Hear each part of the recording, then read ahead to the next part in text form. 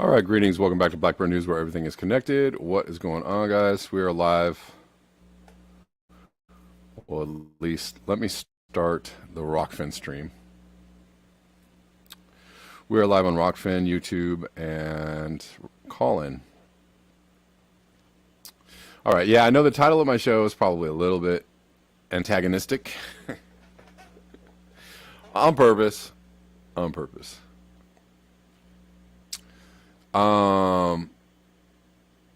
I was kind of responding with the climate dummies hashtag to the climate scam hashtag that seems to be floating up every once in a while. I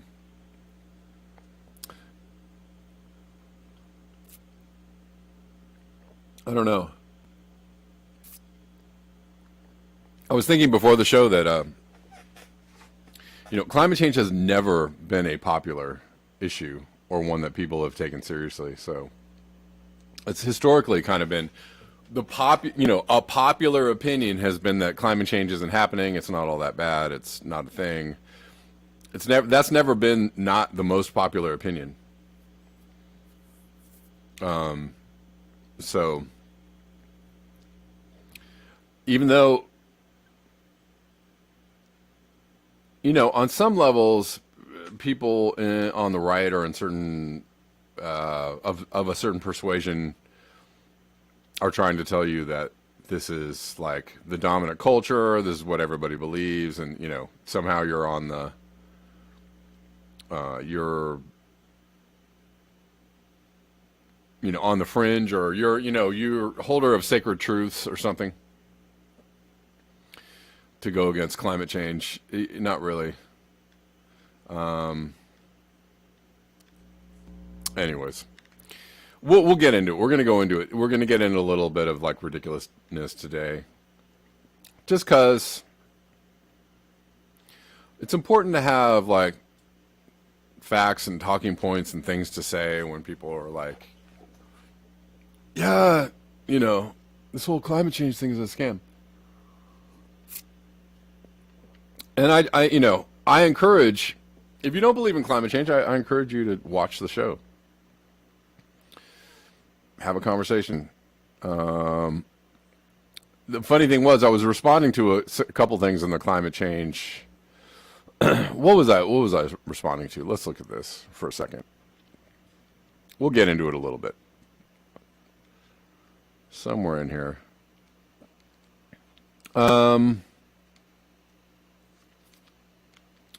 Way on down the line, I guess it was. Oh, this guy. So somebody is, tweeting this out, like, oh, see, this guy says that climate change is not a thing. Okay. I mean, I guess it's important to share the information and refute what this guy is saying, and or also talk about who he's affiliated with. Of course, always when I'm trying to play a video, it is very frustrating because all of a sudden my sound does not work. Always, always, always. I don't know what this is about. Hold on, where is he at? Well, let's try and get on this. Here we go. Global warming, but a lot of people are panicking, aren't they? Yes. Are they right? So They should. for one thing, it's critical to know that this is a setup, right? This guy is not a journalist like, I'm taking you to task. This guy is like, these people out here are panicking over climate change. So tell us how they're stupid for panicking, right? So the journalist himself, the broadcaster, the newscaster, is preferential to the not panic, to the climate change isn't a thing discussion, right? So he's just teeing him up. This guy, Brian Catt. Relax, basically. Simply because if they were to go and look at the natural history of the Earth, which has all been unravelled since these climate myths were created by the UN, they'd find that actually what is happening now is almost totally normal, and the Earth on the short term, forget ice ages, that's a confusing thing, but for the last 10,000 years, which is a short warm period within an ice age cycle, it goes up and down about a degree at the equator, 2 degrees at the poles, about every 1,000 years. So the guy is using, very scientific sounding talking points, but he's not including all the information. But, to the layperson, oh, that guy is very smart. He's a physicist and an engineer, and he's telling us about how we don't have to worry. And it's perfectly normal. And the rates of rise now before... The climate is always changing. It's perfectly normal. Obviously people might phone in with this one. The rate of rise is not unusual either. It's about 1 degree in a century. And it goes up and down it can go up and down a degree while it's doing that. Yes. And that's a global average over 30 years. It's not the weather. So we've got on one side, we've got the Intergovernmental Panel on Climate Change. We've got thousands of supposed experts, all stuffing stuff into their model. Okay, so this journalist is not, this is people confirming their information with each other. This is not, the journalist is not asking him any tough questions. He's not hitting him with any, well, what about this? He's saying these experts, these supposed experts, right? That's his words. This sounds like journalists who are, mainstream media journalists who are trying to, debunk something or fact check something that they don't like, that goes against their narrative, right? The totally bogus claims of the ... fill in the blank, right? These supposed people that know what they're talking about. So this guy this is just, they're glad handing each other, whatever. Why are they wrong? Well, because... Why are they wrong? Please tell me why they are wrong, please, because I'm an intrepid journalist and I'm trying to push back against this narrative.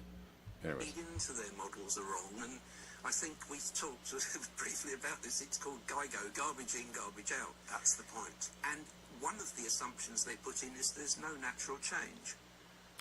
Okay, God dang it. Okay, so this is the part where this is just dumb stuff, right? So, listen.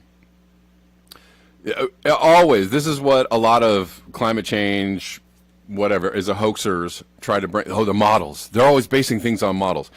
And, I got into this long thing with this guy who's just sending me a bunch of, graphs and data. Look at the data, all these, they have their, super cherry. It's always the same graphs, by the way, right? If you actually get into conversations with climate deniers and go, well, where's your evidence? They always send you the exact same graphs. Fine, we have our graphs, they have our graphs, whatever. The thing is that it's always, they actually get into theoretical. They assume that climate change is only theoretical and there are no real world observations that, back up climate change, right? So they're coming from a standpoint of is only theoretical and everything's just based on these models and it's all computers, spitting out these numbers. And he's saying the reason why they're wrong is it's garbage in, they put the wrong data in. And then he says, right after that, he says, they're assuming there's no natural rates of change. That is just absolute, it's ridiculous.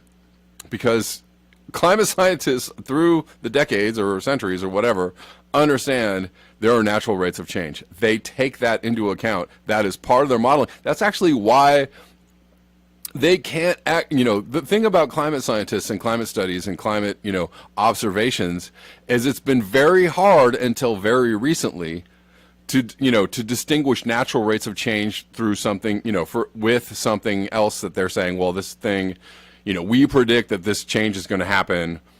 We might be saying, little tiny variables here and there, but it's hard to distinguish, they know that. That's why there's this reticence.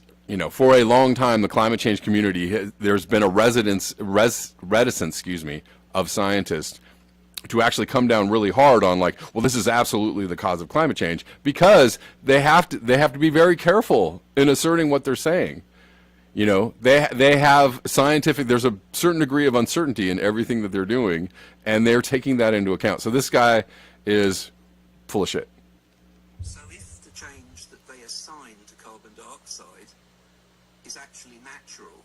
There is no anomalous, what's the word I want, additional change to be observed. So it's not. That's not true. So that's actually not true, because there is he's talking about carbon dioxide, and there is a significant change in a very short period of time. It's the rate of change, right? CO2 has gone up and down through the, geological ages, but just in the last century, we've seen this gigantic spike in CO2, right? Like 50%. So that's a pretty big spike. And he's saying there's no observable, variations in what's going on because of that. Well, you're kind of seeing those variations. It's been hard to observe those things until now, right? So before, the argument was like, well, where's the climate change at? We're predicting that something is going on. And now we're seeing all these, floods, droughts, wildfire, blah, blah, blah. All these things that are going on. Observable changes, sea level rise. There are, there's a town in Alaska. There's, towns that are talking about moving because sea level is rising. There's, there are homes in South Carolina that won't be insured anymore because the sea level is rising. They're putting houses on stilts. There are all these observable indicators that like something is going on right now. It's all over the place. So to say that there's nothing observable, as an effect of climate change now, you could have got away with this like 20 or 30 years ago for sure, and it would have been like, well, it's kind of hard to decipher. But right now, there are plenty of observable instances. Anyways, right. Actually happening, and there's a very good reason why that could be so. Stop me if it you. Which is that it's a very small effect, the greenhouse effect, within the overall parameters of the atmosphere. There are much bigger things at work, like the sun shining on it and the gravity pulling the atmosphere onto the ground, which basically sets what the temperature gradient, all this sort of stuff. But the control is from the oceans. The clouds control. The clouds are the control of Earth's climate stability. So, in a sense, you think that people are panicking unnecessarily, and we've been warming. Anyways, then the usual suspects get trotted out. The sun. It's, we are,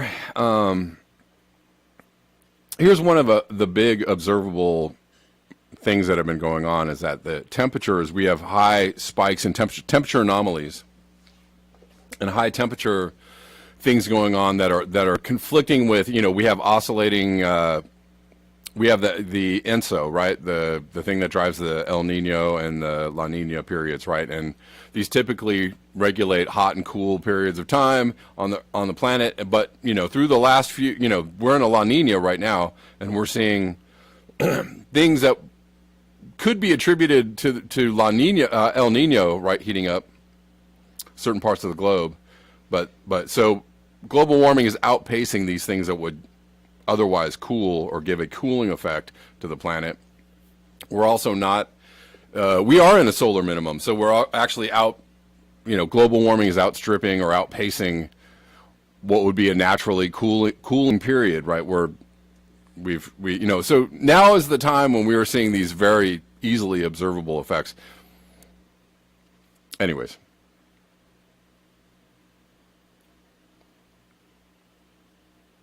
Russ Taylor says the oceans, the same ones that have absorbed 90% of the increasing heat. Exactly. So, whatever. I'm just trying to break down what this guy is saying. But another interesting thing to know about, excuse me, this guy, is that he works for Eurovision. And he did put a paper out. I was trying to look at this paper that he put out about how all of this is, not a thing, blah, blah, blah. But he works for Eurovision, meaning he's being paid as a commentator.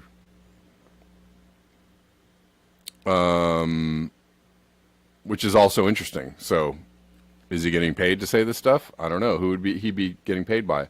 Or why would Eurovision have an interest in paying this guy to say the things that he's saying? I wonder why. I was listening to an interview with Alison Morrow, which, I like Alison Morrow. I think she's good, but, she was talking about how she couldn't, when she was working at a news station, she couldn't talk about, vaccines, and she couldn't talk about alternate theories on climate change. So I was like, all right, that's interesting. And she's like, well, I couldn't talk about vaccines because Pfizer is running ads on the channel, right? Or they subsidize. But I was like, well, who's subsidizing not being able to talk about climate change? That doesn't really line up with anything. Like, what are there, companies out there that's saying, like, we got to push this climate change? I wouldn't, that doesn't actually strike me as logical. So, again, COVID, vaccines, climate change, two totally different, all different subjects with different parameters and different contexts. So, I'm thinking the reason why they didn't want to entertain alternative ideas on climate change is because alternative ideas on climate change are not,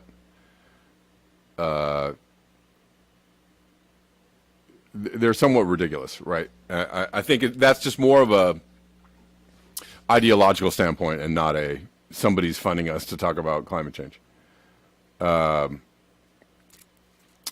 Because most of the funding goes to people trying to muddy the waters on climate change. Most of the funding is around let's put out some skepticism out there. Let's make people think, I don't know if this thing is totally a thing. And here you have a perfect example of that. This guy who's being paid by Eurovision to say the things he's saying.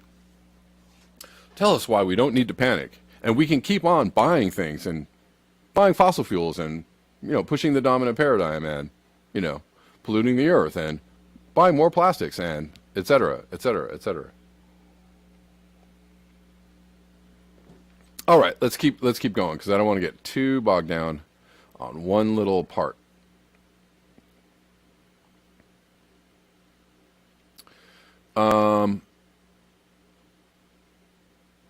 But I did get into it with this guy who was like, just throwing me a bunch of graphs, and I was like, do you have links for those graphs? These pictures they're sending me. And he was like arguing about, no discernible sea level rise. And I was like, well, why is Trump building a wall around his Irish golf course? Because he is building a wall around his Irish golf course. Why?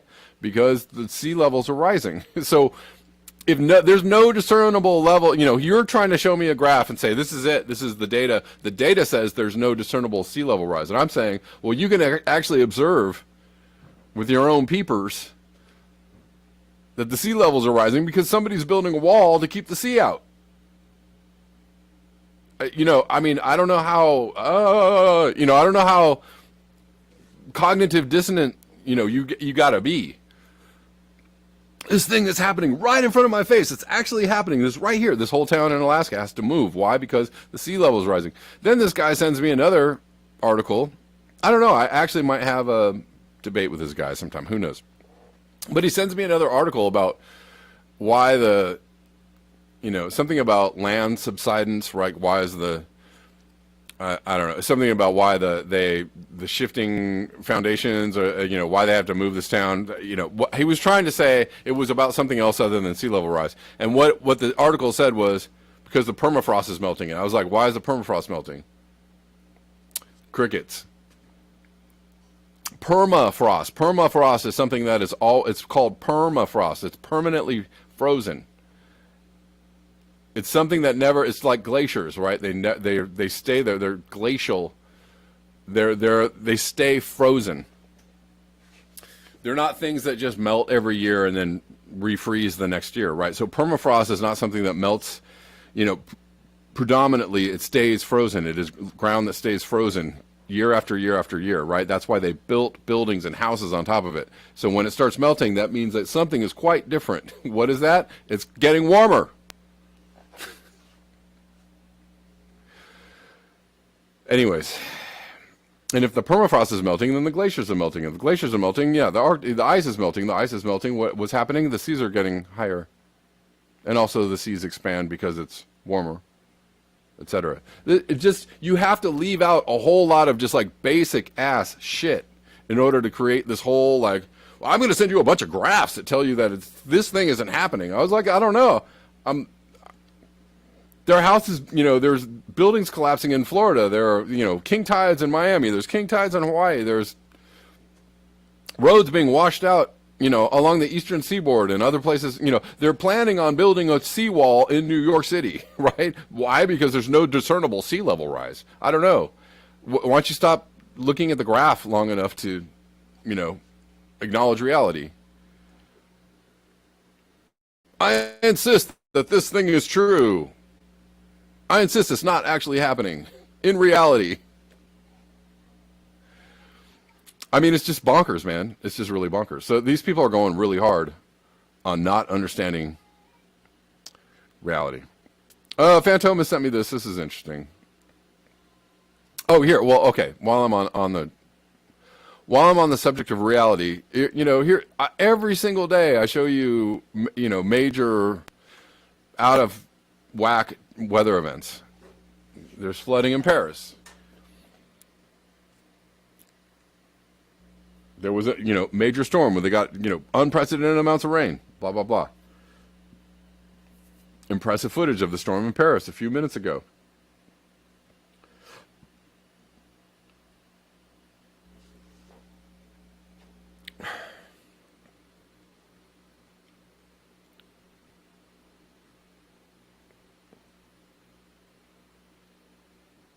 Hold on, I think there was more.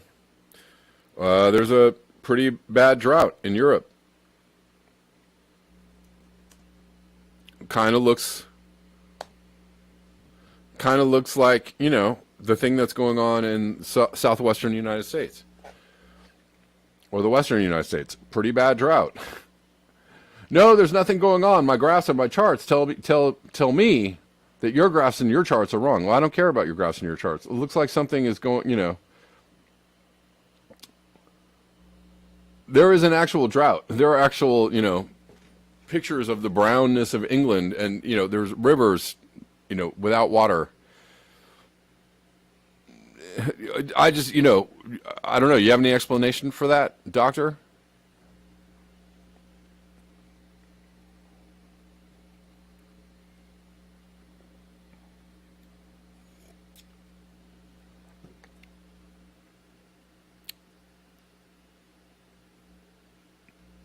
A single map for the worst drought in 500 years in Europe, the river discharge anomaly based on reanalysis data from June to August 12th, 2022, shows an average negative anomaly of minus 29%, even reaching less than minus 62% at some points. That is quite an anomaly, right? 62% less water.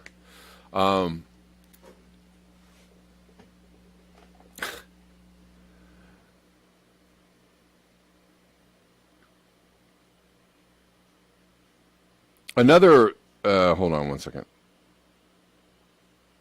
Looks like there's going to be, there's already been some fairly warm weather in the Pacific Northwest. Looks like there's going to be some more. Keeping an eye on this one if this pans out. We might be looking at record warmth coming to the Pacific Northwest end of August. It's quite a,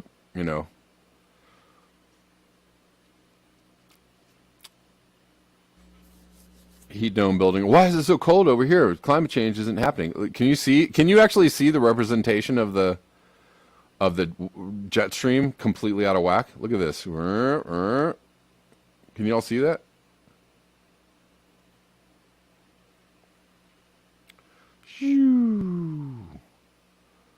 That's that jet stream, and look at the heat goes all the way up into the Arctic. And then over here it is also touching Greenland, Iceland on the Atlantic side. Yeah, that's a pretty big blob coming. Looks like in the next week or two to Pacific Northwest. Anyways,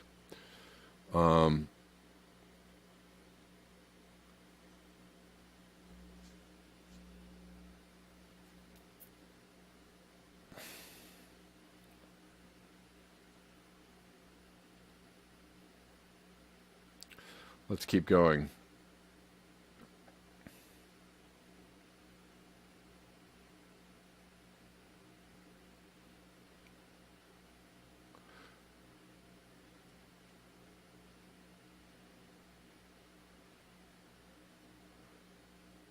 Oh, okay. So another thing that people say, somebody left a comment about how they're discharging all this water into the ocean. That's why there's no water. They're just okay. So this is a comment, and a journalist, an alternative journalist that I watch fairly frequently, said this, and I was like, huh? He was like, yeah, they're discharging. They discharged a bunch of water out in the sea, to save the Delta smelt, this fish that doesn't exist. And I was like, I don't know. Is that right? Here's the story, and then let's look at this. Again, people just say stuff, right? And they put it out there. They're talking about the news, and they're just, they may be saying things that are fairly popular with people in the alternative journalist sphere, and that's why I listen to them. But then they say stuff that's just not backed up by anything, like something they heard from somebody else, and then they're going to say it, and then somebody else says it, picks it up. And I heard that they discharged a bunch of water out. Okay, for one, water naturally goes into the ocean. That's what happens when rivers, they do carry the water. They go into the ocean. We divert the water for our own personal use.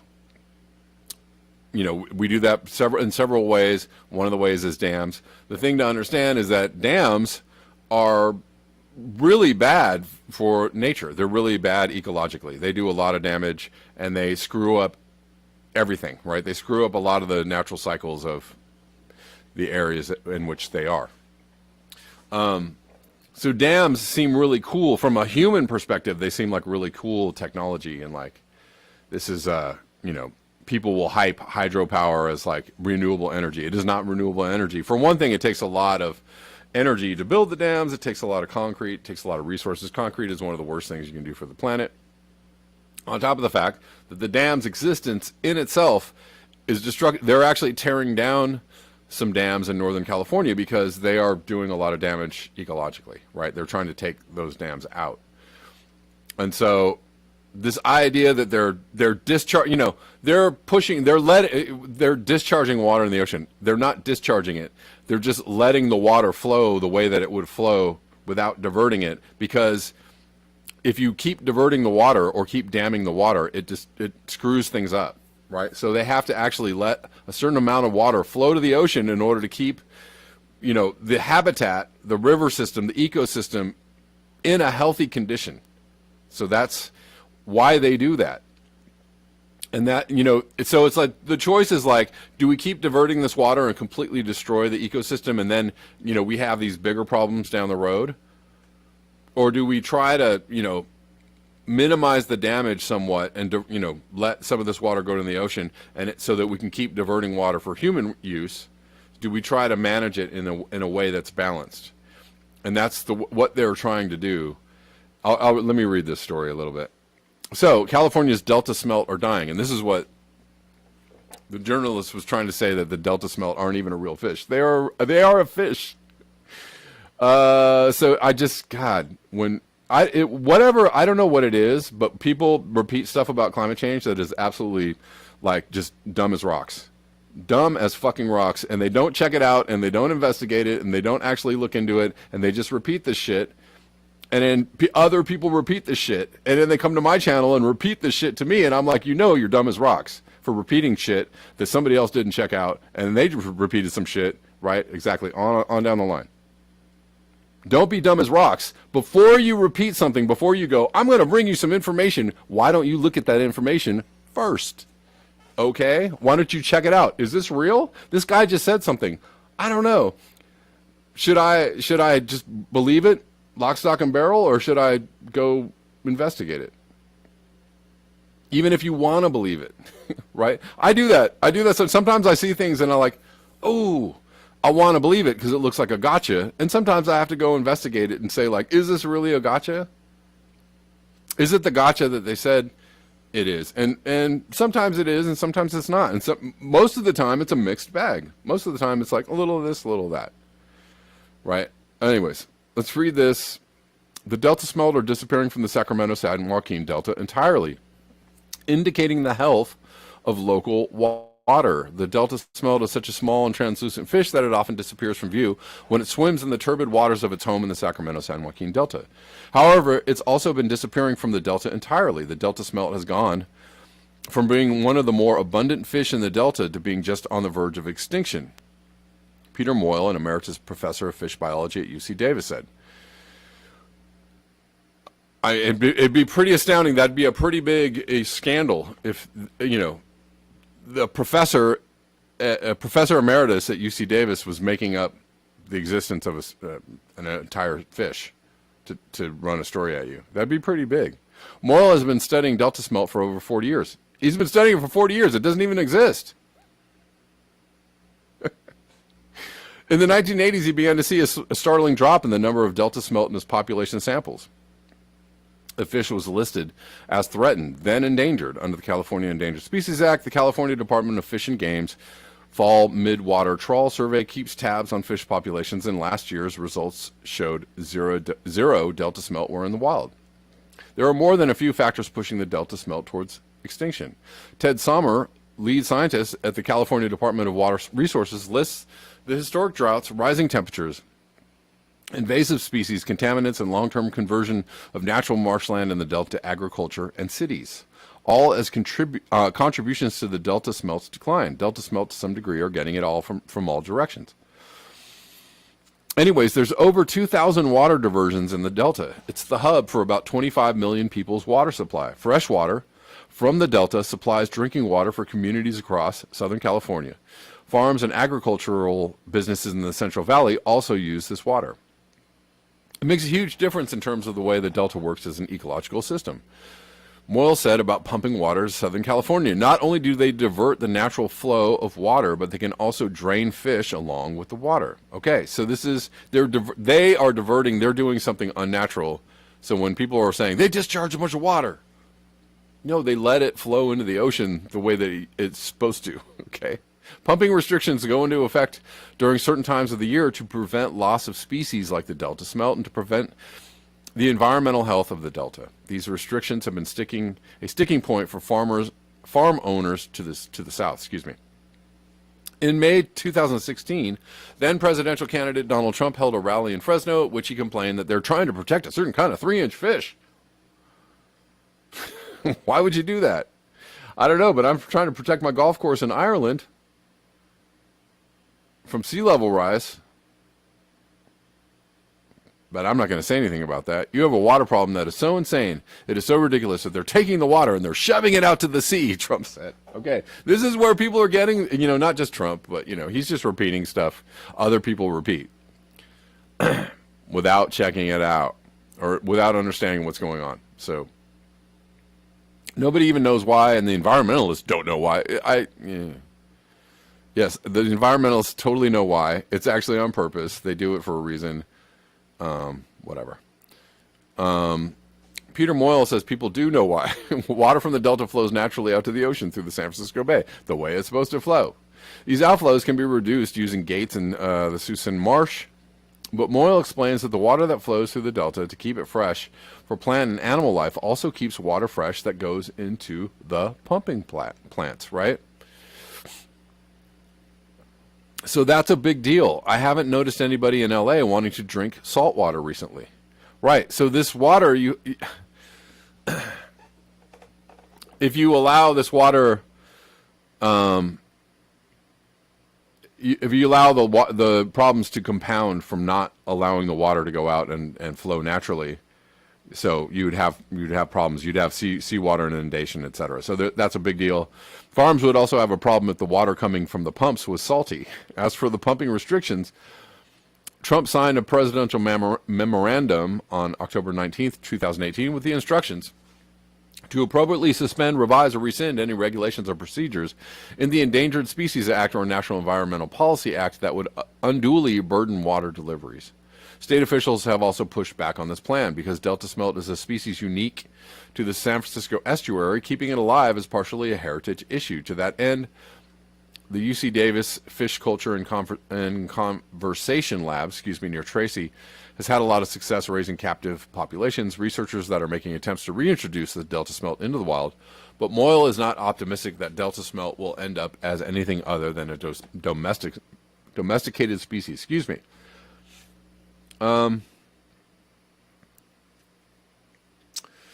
Anyways, that's about it. So,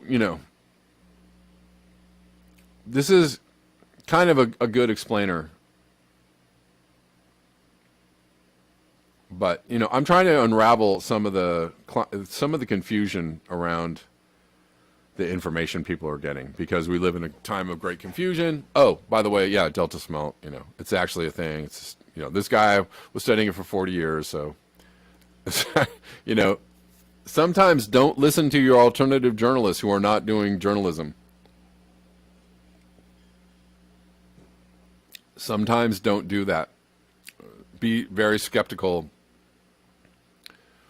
And what I mean by that is do some digging. Don't like just go, yeah, it's just stupid.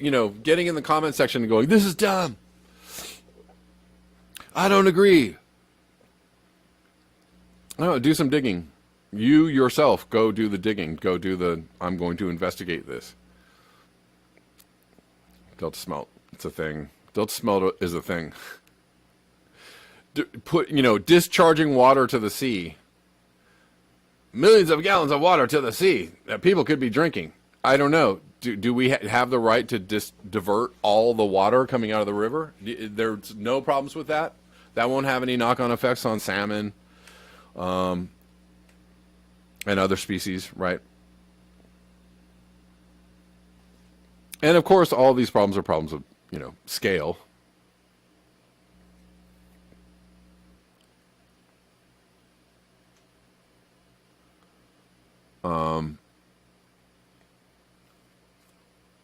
Anyways, so just wanted to talk about that one, yeah, dams do a lot of damage. And, that is just, I don't know what you want to call that. It's straw man or something, argument. No, they're not, they're pushing all the water out to sea, so we don't have any water. No, that's not what they're doing. And one of the reasons why we don't have water is because the snowpack is lower, because it's warmer. We're not getting as much snowpack, and when we do get snow, it melts super fast because it's warmer. The aquifers are drying up, so the river levels are low, the lake levels are low, Lake Mead is low, Lake Shasta is low, Oroville is low. All these, sources of water are going lower and lower because of the climate, because the climate is changing. Okay. I see a couple callers. Guys, if you can just hold on for a couple minutes, I'll take your calls in about 10 minutes. I apologize. I wish I could do a longer show. Because I would like to cover all of these stories in depth and then also talk to people as well. And I always feel like I'm not giving people enough time to talk. Here's another thing. When I was looking at the climate scam hashtag. It's just like, because I wanted to go see what they were saying. Because I was curious. What are the things being said? One of the things I saw was kind of funny. They're pushing this out as a gotcha, but it's not really. I don't know. I'm not a huge fan of Leonardo DiCaprio, and I'm not a fan of like super wealthy people that are concerned about climate change, but they're, I don't know, not necessarily walking the walk. So whatever. I have differing views on Leonardo DiCaprio. But here's the story. Leonardo DiCaprio funneled grants through dark money group to fund climate nuisance laws. I don't need the sound, sir. to funnel climate nuisance lawsuits, email show.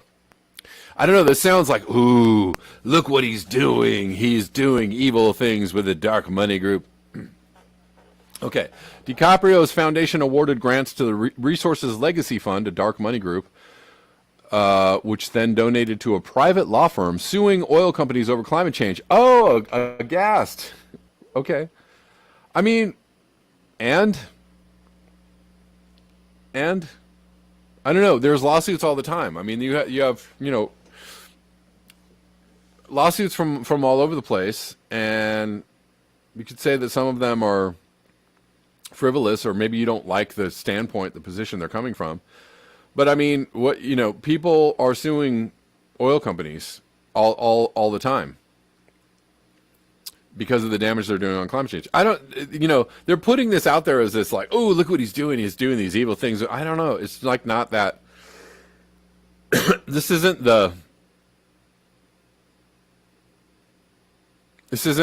I don't know. This isn't a gotcha to me. It's like not like, oh, whoa.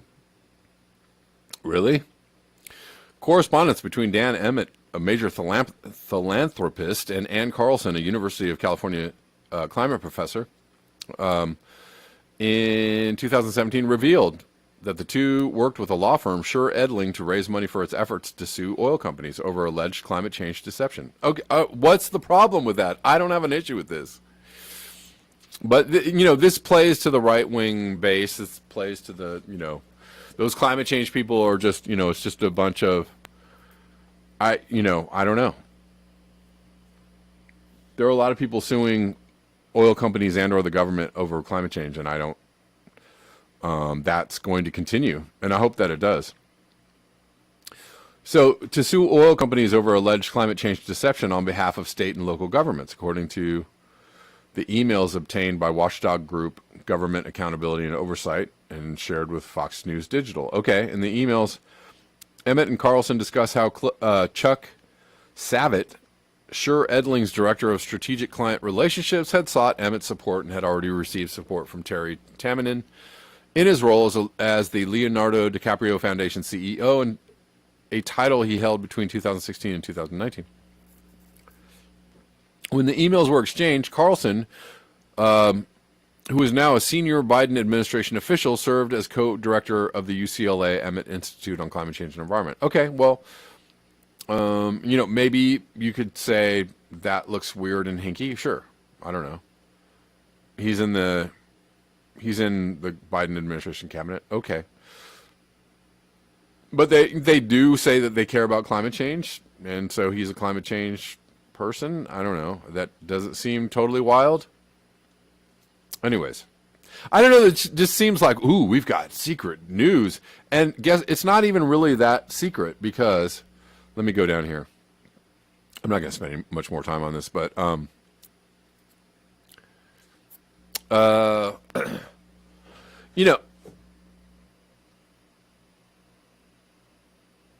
the email correspondence took place 2 months before the Leonardo DiCaprio Foundation publicly announced it would contribute $20 million in grants to various climate and conservation causes.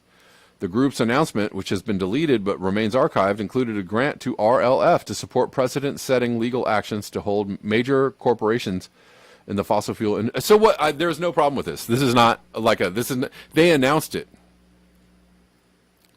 So they said, we're going to contribute money to these organizations. So it wasn't a secret, and it wasn't like, ooh, under cover of darkness. They said, this is not a thing. This is just not a thing. This is only a thing to people that are like, oh, yeah, I knew the climate change was totally a thing with the people giving the money.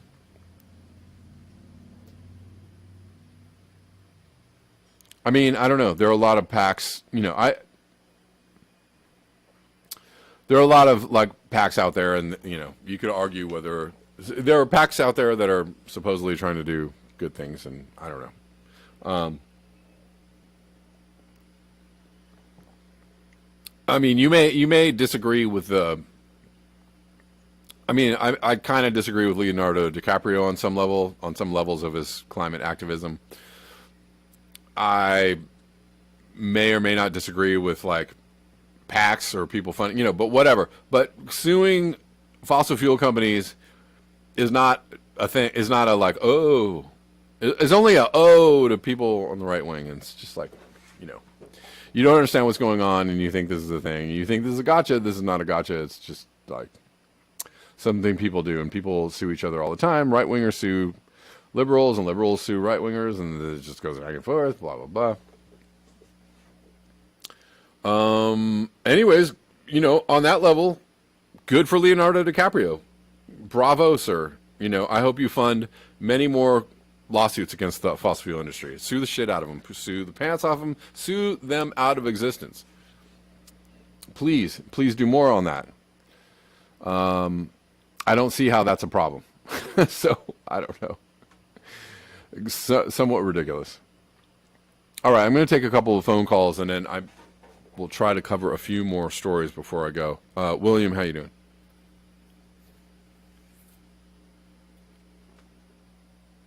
Hey, William, how you doing? Can you hear me, Kev? Yes. Okay, I'm right on board with you. Cool. Sometimes I scratch my head. I told you I graduated from URI in '83 with a degree in resource economics, and so we've studied a lot of this, and I've been talking about it for decades. And I started asking myself, I'm never going to change those people's minds. You know what I mean? No matter what I say, no matter how many studies I present to them, right? Facts, evidence. And so I thought, well, what? I know that's not going to happen. You got Trump, of course, calling everything a hoax, and that doesn't help. But what I'm getting at is, what common ground do we have, right? Well, nobody wants to fish in a river that's polluted. Mm-hmm. You see what I'm saying? Sure. Or go to the ocean and find out the mussel beds have been closed due to high bacterial levels. Right. You know what I'm saying? Exactly. You're absolutely right. Of course, nobody likes sweating their ass off when it gets super hot in the summertime. Or you understand polar vortex wobbles, which is why we had the super cold weather in Texas, Exactly. the winter. Right. But you got to get into a little science with that. But what I'm wondering is, maybe, just maybe, by creating some common ground, like the people who clearly are homesteading, who are into survival, they need clean water, they need clean air. You know what I'm saying? They need. What do you think? I mean, do we have a better? Chance that way? You make. Hold on one second. Yeah. Give me 1 second, William. Yeah.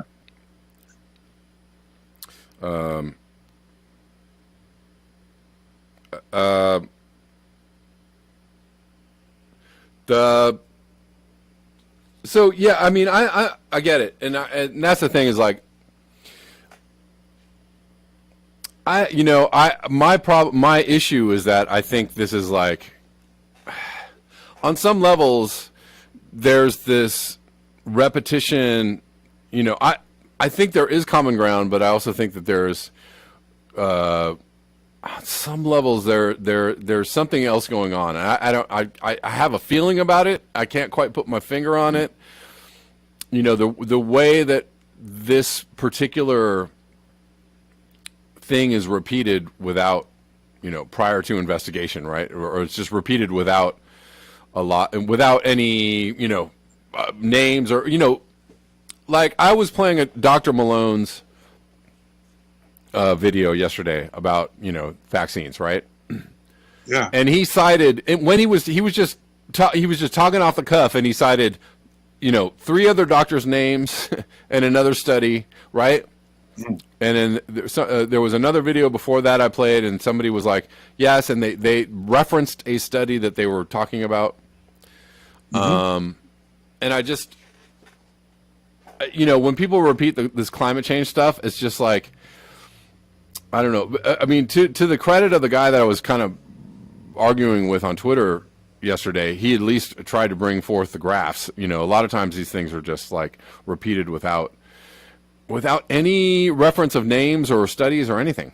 It's just like, you know, it's just I think pulling stuff I out of the agree air. with you. I'm And sorry, I, you know, I don't know. Yeah. But I like, you know, I do like your point. I do like your point.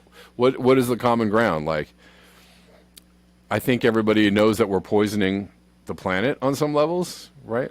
Mm-hmm.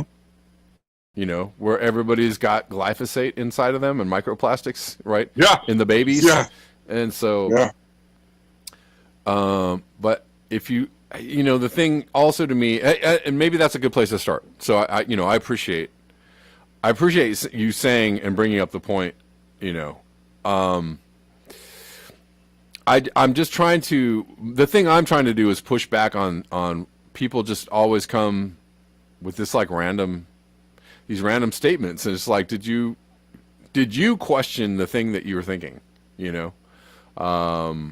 And I don't know. And they got it from somebody else who didn't question the thing that they're thinking. And so like, I am trying to actually, you know, kind of piece through like, okay, you said this is why that's not even a thing, you know? And there's a denial. It's not a denial of climate change. It's like a denial of a whole, you know, raft of just, it's a denial of a whole segment of reality in the world. And I don't know. Can I comment a little bit? I want to concur. I think we're hearing, you know, don't forget, remember, these are the same people and sometimes the same marketing agencies that represented the tobacco industry, that represented the oil industry. You see what I'm saying? And they have talking points they put out. And so I think clearly when you see that and you see it repeated, and they have their certain graphs, and of course they have their scientists they paid off, just like when the old tobacco industry thing was happening, and denying lung cancer. Oh, they used to tell pregnant women to smoke. Yeah. You know what I mean? Right. The problem is, I think part of it is they keep everybody in survival mode financially under the crunch of both parents working, maybe multiple jobs, whatever. Sure. And so people have a limited amount of, they're in survival mode, kept limited.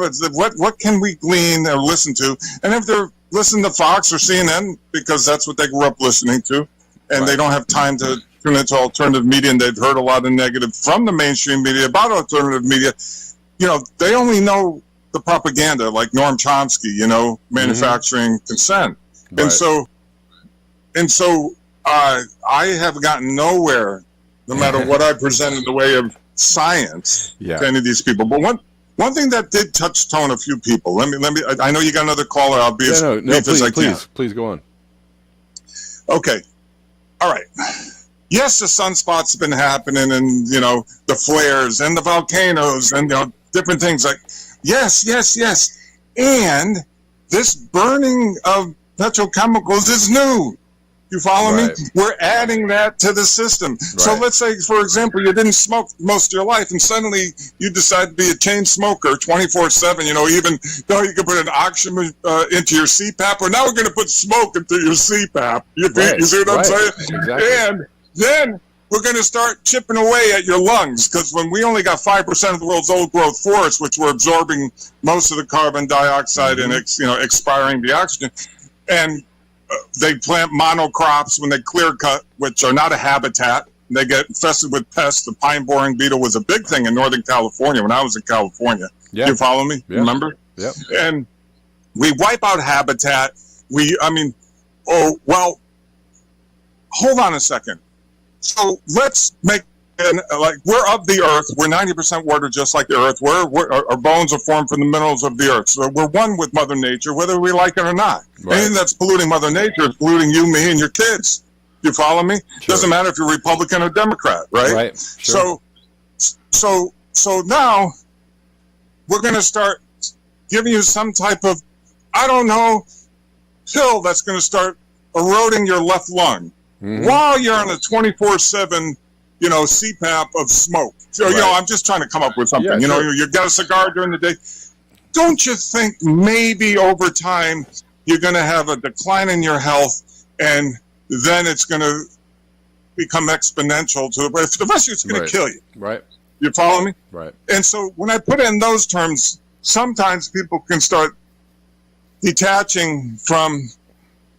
See, we built on the earth all this concrete and pavement, paved paradise, put up a parking lot. You know what I mean? Yeah. We've done all this.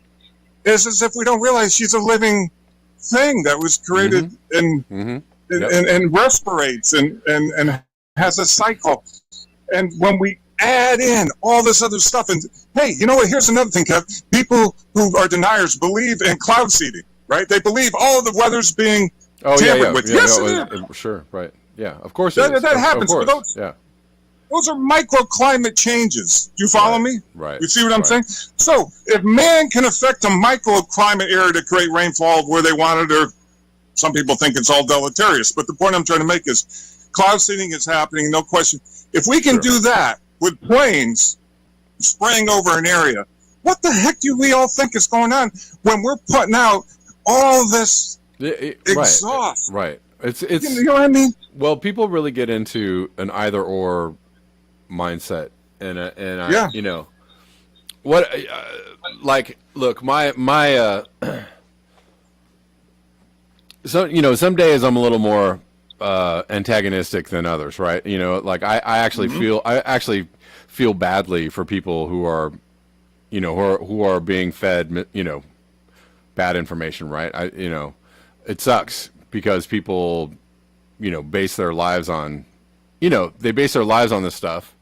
And that's what you got to be super skeptical. I mean, like, look, I was following like economic doomers. I've been following economic doomers for a long time, right? People that were, 5, 6, 7 years ago were like, it's about to fall down. The house on cars. Everybody get your gold and your silver and pull your money out of your bank account. Right. And I actually, on some levels did that stuff, long time ago because I actually believed it was happening. And they kept saying it over a certain amount of time. And I understand you get fatigue, you get panic fatigue. And then after a while, I was like, where's this economic crash? Not to say that it won't happen this year or next year. It could happen any year, right? And the same with, so I don't know. In some ways, that taught me to be somewhat skeptical of like, the people I'm getting information from. And even climate change, that's why I'm skeptical of even, climate change people that are like, I understand climate change is going on. I understand it's getting bad. It's very obvious signs that things are happening.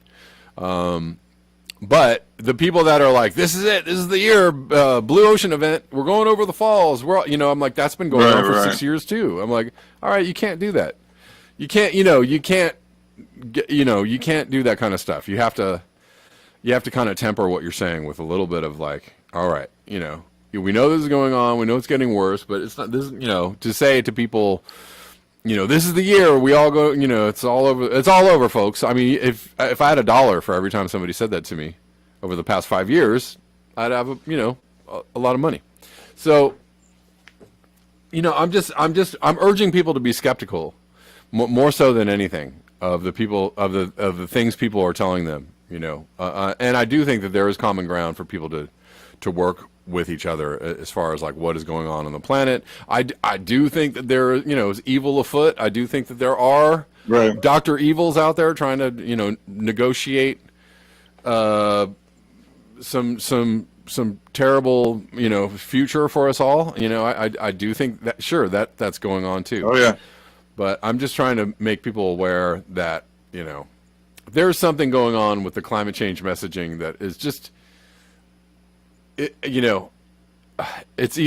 got to be either just, if it's not just extreme negligence, then it's intentional, right? So it's like, I'm just trying to point out, what people are thinking. You get it, man. I think you get what's going on, but I concur with you. I think, there's a lot of things you brought up, and I know you got another caller, and we have another day. Obviously, we'll talk more and again about these issues. I appreciate what you're doing, and I don't want to get started in on everything because I know you got this other regular caller, and I forget his name. I'm sorry. I got a couple more callers now, so maybe we should leave it there. But thank you, William. I appreciate it. Yeah. All right. Very good. All right. Bye-bye. Peace. All right. Fan Thomas, what's up? They're coming to put us in the FEMA camps and make us eat Vegemite, Kev. Right. Or crickets. That's what's going to crickets happen. is, you know what's funny is that, so I just saw somebody posting about, oh, they're trying to make you eat insects. And so this guy posted this thing. This guy was saying that crickets, humans can't really digest crickets very well. And I was like, they say the same thing about meat and meat products, right? Cow's milk is hard for humans to digest, and meat is hard. It's harder on your system to digest than vegetables, right? That's one of the things that people cite for becoming vegan or vegetarian. And it's like, but they're trying to run this whole story about like they're gonna make you eat bugs, and I'm like, I also said, in Africa they eat bugs, crickets. My brother went to the Peace Corps in Africa years and years and years ago. And one of the things he learned about the country he went to is that they eat crickets as part of their diet.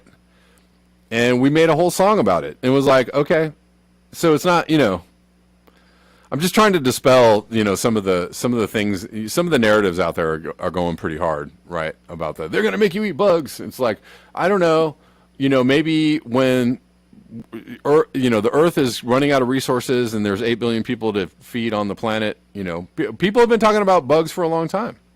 Before Klaus Schwab and Agenda 2030 were a fad, right? It's been a fad for a couple of years, but pre 2020, people were talking about bugs. They were like, well, this could possibly be a source of protein in the future, right? Where, dwindling resources and, an ever-growing human population, and this could be something that happens. It's not, it's just not that weird of an idea, but whatever. Anyways. Yeah, so I was calling about the Jamie Dimon thing, and Jamie Dimon thing. Yeah, he made a comment regarding. He says to Yahoo Finance, and on one of his calls. On one of his, I guess, the investment calls for the week, and he says, why can't we get it through our thick skulls that if you want to solve climate change, it is not against climate change for America to boost more oil and gas? I don't know. That's pretty, there's some cognitive dissonance there for you. And then I was looking in the...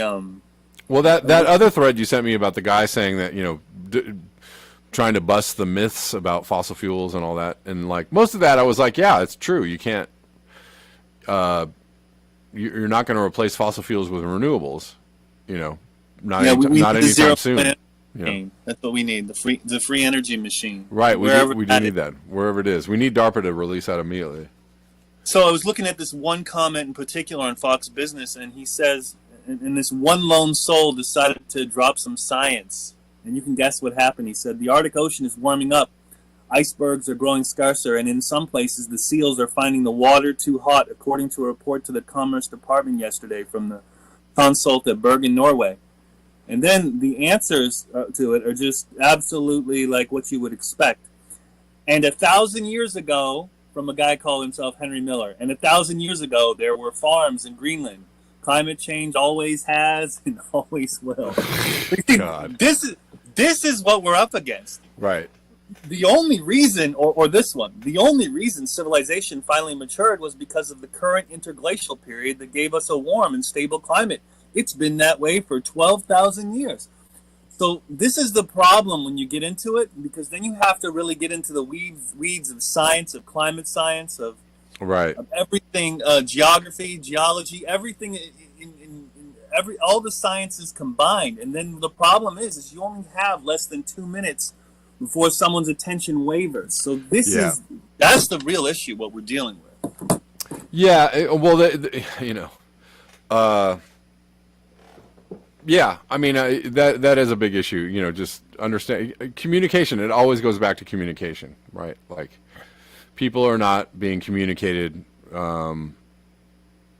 to in a forthright way, and it's just there's been so much obfuscation around like climate change, and that's been intentional, right? Enough to the point where people are completely confused about it or by it, right? Yeah. And climate science is just, it's kind of a big thing, right? It's kind of a complex thing. It's a complex system, right? And you do have to understand, physics and all these long-term,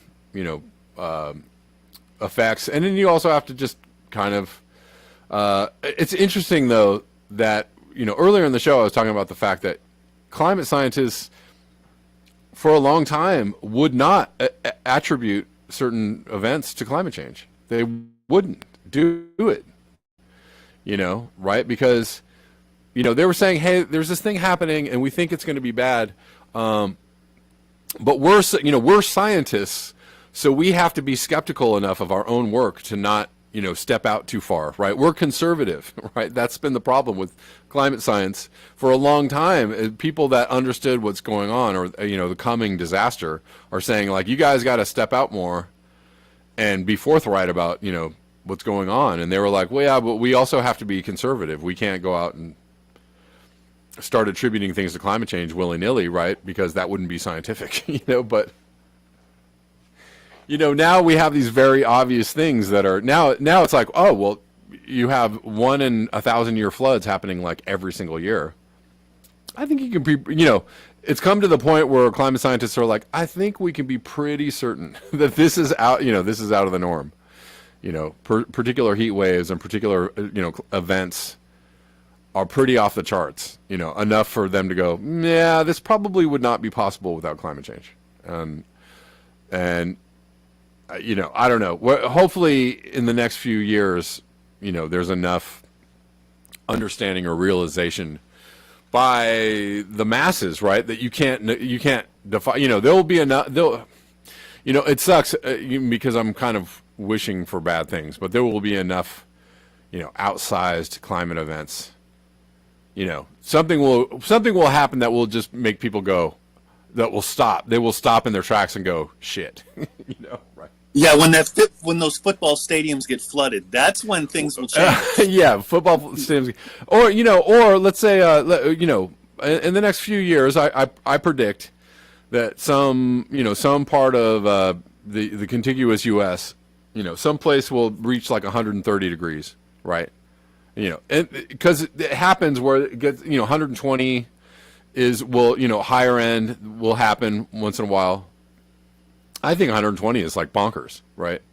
Yeah. It's pretty bonkers. But like, somewhere, I don't know what, somewhere, first it'll be in Texas and then maybe it'll be Oklahoma or somewhere else, but they'll reach 130 degrees or 135 or some shit like that. And people would be like, there will still be people going like, oh, that ain't nothing, but like people will go, oh, yeah, that's like, hotter than, points in the Middle East from a few years ago, right? That will happen. That will absolutely happen. And that would be a point at which people will be like, oh shit, oh damn, we're, now what? Now what will we do? And I still hear the, well, if we only stop geoengineering, then, I'm like, all right, Well, I'm going to leave it there. Finish the show, and I'll talk to you later. All right. Phantom of Sex. Later. Yeah, that's another one that I hear a lot is like, well, if we only knew what geoengineering was doing, if we only stopped geoengineering, I mean, yes, geoengineering is going on, of course. But also burning fossil fuels 24 hours a day for decades and decades and decades is a form of geoengineering. Mining, all of the resources of the planet, putting them on barges and shipping them across the planet to then burn a bunch of fossil fuels and make a bunch of things and then ship those things back across the planet and then put them on trucks and then ship those things all over the country and then put all those things into the store and then you buy those things and then you use those things and you burn, you burn fossil fuels going to get those things and then you use those things and you throw them in the landfill and then thousands of garbage trucks every single day pick up those things and take it. Do you understand the enormity of what we're doing to the planet? That's a geoengineering experiment of the highest degree. So, I mean, yeah, sure, geoengineering is going on, but that's not, to what end? My question is, to what end? They're geoengineering. Okay, what I mean, are they making rain? Okay. That's, if you're disturbing the water cycles, yeah, that could be bad. Are they, what else are they doing with geoengineering? I mean, I don't, did you follow that thought process? What are they doing with the geoengineering? Is it just making rain? Okay. What else could they be doing? I think that they're geoengineering on a level of trying to, give some kind of shade, trying to bring down. I think that's already happening. I think that's already going on. That they're already trying to keep temps low enough to keep the 135s from happening. Yeah, I think that's happening. So, yeah, could we be damaging the Earth with geoengineering? Of course, but that is not the cause of climate change. Like, if you stopped all that, you would still have climate change. So, it's not an either or, it's an and. This and that and all of these things. And all of these things are causing this one big ball of, nastiness that we're walking into. I don't know. All right, guys, that's about all I have today. I actually had so many more things to cover, but I don't know. Maybe I should just really try and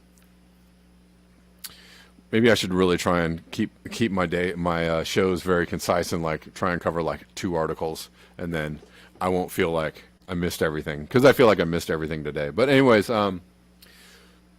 thanks for your eyes, your ears, and your conscience. I will see you all tomorrow at the regular time of 12 p.m. Pacific Daylight Time. Until next time, peace.